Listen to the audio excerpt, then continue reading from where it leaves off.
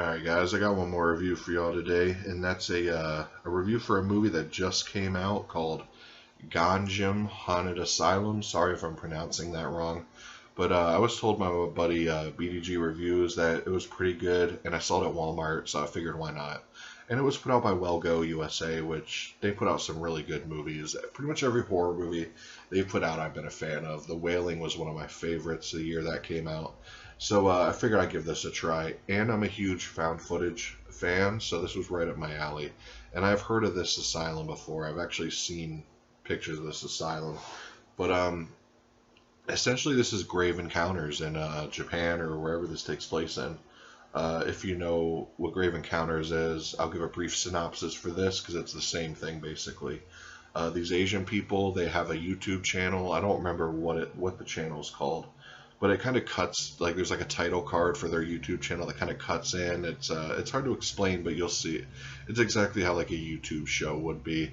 And they're doing a live stream of visiting the most haunted asylum, which is a real haunted asylum. And I'm pretty sure this was filmed at the actual haunted asylum.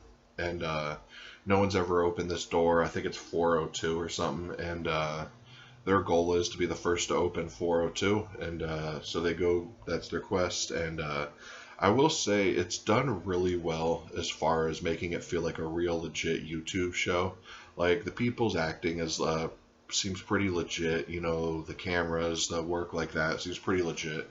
They even use like virtual reality views for it, and only for like little parts of it because they know people aren't watching it in virtual reality, but they do that because a lot of stuff on YouTube and stuff like that is now. So it's cool that they added that in. I mean, it may make this a little dated in the future, I don't know. But most found footage movies are dated, but it don't matter. But yeah, that's basically them investigating this haunted asylum. It's literally the whole plot.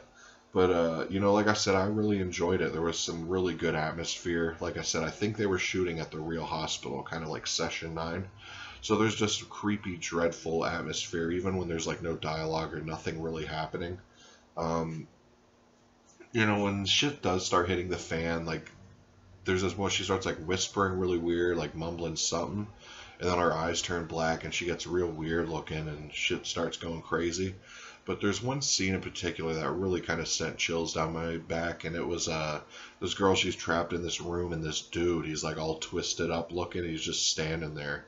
And she's like staring at him for like a good minute or two, and she ends up looking away, and you're like, oh my god, you know, of course she's gonna look away, and you keep expecting him to be like closer and closer, but nah, he just keeps standing in the same spot, just standing there, all creepy like, and then it kind of looks away again, and then he kind of gets back in her view, and it was really eerie the way it was done.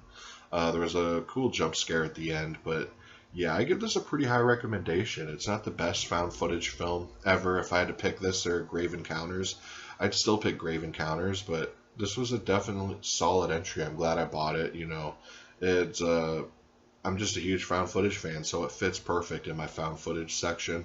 It definitely has some rewatchability. In the next year or two I'll rewatch it, just because it was pretty chilling, and this year's been good for found footage and stuff, and I really dug this. And I'm going to have a review for Found Footage 3D up soon too, because that was another found footage film that kind of blew me away this year. So I'm glad found footage seems to be making kind of a small comeback. But yeah, definitely more movies like this. And it was cool because this is the first Asian found footage movie I ever saw. And I think there's like a Paranormal Activity that put out by Asians. But yeah, this is the first one I've seen by them, and it was pretty good. You know, I don't think there's literally a single special feature on here. Yeah, I don't think so. But yeah, I mean, it's something you don't have to pick up on Blu-ray because it is on found footage, but they are using HD cameras. It's not like the Blair Witch or anything like that where it's like video cameras and grainy and all that. Like they are using 4K or HD cameras. So, I mean, the more I think about it, it does look good on Blu-ray, but if you pick it up on DVD, it wouldn't matter anyways, either. There was a couple twists in it, like midway through, there's one main twist that kind of changes the whole vibe of the story, but other than that, I had a whole lot of fun of it. The twist I actually did like midway through what I was just talking about, and yeah, it was just an entertaining watch.